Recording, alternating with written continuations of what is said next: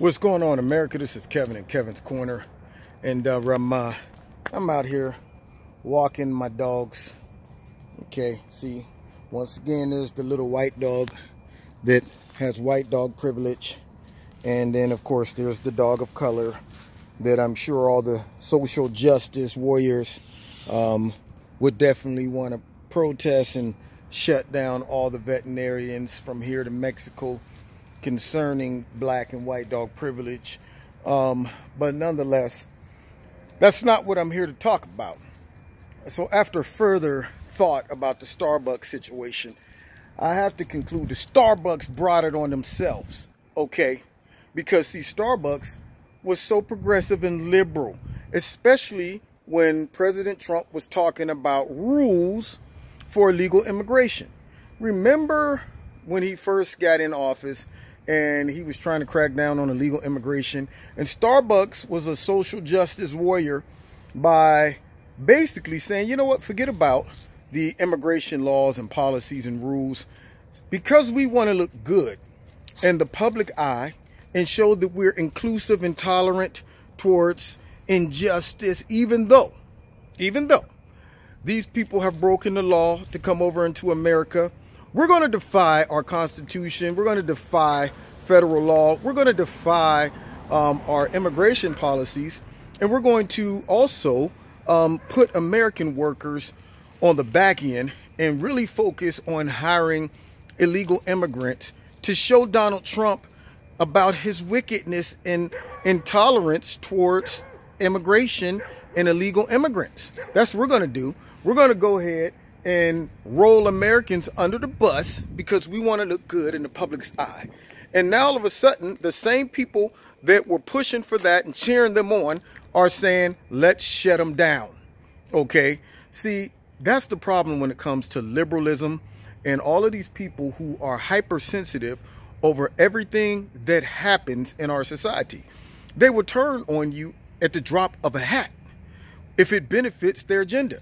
Now, what I'm saying to everyone is, if there is an obvious case of racism, discrimination, injustice, then by all means, let's rally the troops.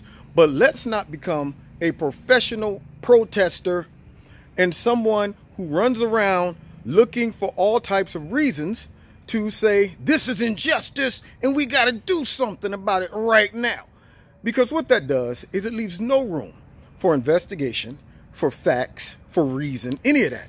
Because see, once a person cries racism and gets the support of the media and a whole bunch of other people coming down and, oh my God, this is injustice, now all dialogue is shut down, and people that come with some facts or reason or logic, they get deemed to simply be racist, bigoted, whatever it is. Basically, shut up. Don't talk to us about this, because if you want to bring facts and logic into this, we're going to throw you in the category with all other racist skinheads and so on and so forth. So we don't want solutions. We don't want facts and data. We want mob justice. We want the ability to shut down any organization that we deem unfit, any organization that we feel tolerates racism. And I'm going to tell you right now, if we allow this type of behavior to continue, people got to realize that human beings are very observant. They learn by observation what works and what doesn't work. Now, what do I mean by this? Why is it that the average guy, when he goes up to a girl, he doesn't just look her in the eye and say, hey, how you doing? Look, you have an amazing body. And you know what I like to do? Take you home tonight and have sex with you if possible. And let's work backwards. Let's have sex first. And if everything works out after that, then maybe we'll continue to see each other. If not, I'm sure the experience would be just great. Why don't most guys say that?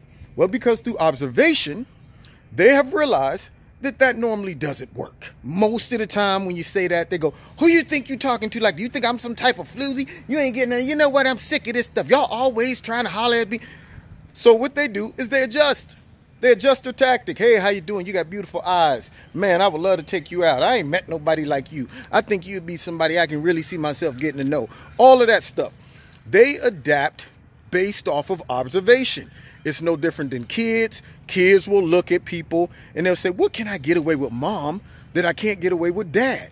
And if dad seems to have an attitude every time mom tells me I can't do something, then what I'm going to do is I'm going to use dad to get my way. So every time mom says, no, you're not going outside, I'm going to dad because he goes, what you mean the boy can't go outside? You know what? You being too hard on the boy. People will manipulate the system. And if you cry racism for every scenario, you muddy the waters, and then all of a sudden, real racism goes unidentified because we don't know what's racist or what ain't. We just simply cave to an angry mob or some accusations and throw all logic, reason, data, facts straight out the window. So, if you keep showing society that no matter what crazy ideas they come up with, we will cave immediately to your demands. No matter what people cry racism over, we will simply say, okay, stop. We just want you to be happy, you know, whatever. I mean, where does that ever stop? Now, all of a sudden, we got all these genders. I mean, Facebook caved. There was supposed to be, what, 30-something genders now that Facebook is supposed to recognize. Then it bumped up to 50-something. And now Facebook just say, you know what, you fill in the blanks. Tell us what you think you are. And people are saying my race is peanut butter. You know, and you know what?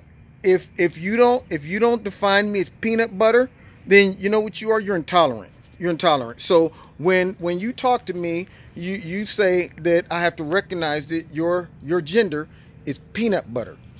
That's what the type of craziness that goes on. And where does that stop? Look, how about this? Go in, Your Honor, I'm a thief. I rob. I steal. That's what I do. Not because I choose to do it, but I was born this way. I'm a natural born thief. Okay, Your Honor. And when you deny me my thievery, you're violating my rights and civil liberties because I'm suffering from the theft gene. So I want you to be very tolerant to me and allow me to express my desire to have the sticky fingers and take my goods and services that I see in the store. You know, yeah, man, I'm going to go ahead and take these Oreos off the shelf, you know, all of that stuff. And you can't say nothing to me, Your Honor, because I'm suffering from this gender. This genes. That's all it is. It's in my genes. I steal. That's what I do. So where does it stop is the question. It doesn't. So our society better get a handle on it, or else it will get completely out of control and go on forever and ever and ever. And people will continue to say, how can I benefit off of this sensitivity that we're suffering from in society? So you've been listening to Kevin at Kevin's Corner. My dogs are in the way. Come here. Come here. Get over here. Yeah. See, the black dog was all in the way of the car that was just pulling in because he doesn't know how to act. But look at the white dog. He's so tolerant, you know, and he's just in his white dog privilege. Look at the black dog. He's starting trouble. He's starting trouble. Yeah. See, you can find racism in anything if you look hard enough. Anyway, you've been listening to Kevin at Kevin's Corner. Starbucks, you brought this on yourself. You're getting a taste of your own medicine. So give me a shout out. Check the notification button. Find me on Facebook, Twitter. If you want to donate to Kevin's Corner, please do so. God bless you. See you next.